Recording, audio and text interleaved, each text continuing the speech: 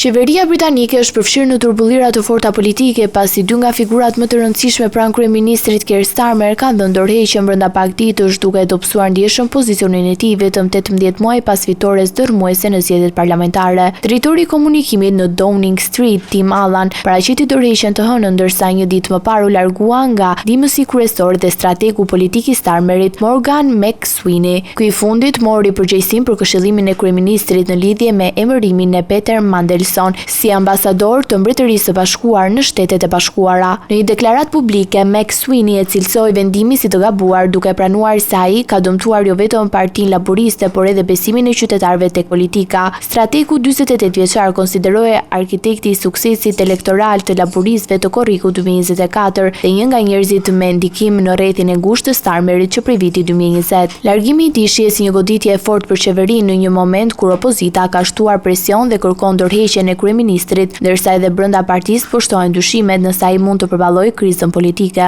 Skandali u thellua pas publikimit nga Departamenti Amerikan i Drejtësisë të rreth 3 milion faqeve dokumente që lidhen me Jeffrey Epstein, financierin e dënuar për krime seksuale ndaj të miturve i cili vdiq në burg në vitin 2019. Në këtë dosje përfshihen emaile dhe materiale që sugjerojnë se Peter Mandelson ka pasur kontakte të afërta me Epstein, madje dyshohet se ka ndarë informacione qeveritare të ndjeshme që në vitin 2009 ku shërbente si sekretar i biznesit gjatë krizës globale financiare. Pashtu dokumentet përmendin edhe pagesa të dyshuara në vlerë rreth $75,000, të cilat dyshohet se janë transferuar nga Epstein në llogarinë e lidhur me Mandelson ose partnerin e tij në vitet 2003-2004.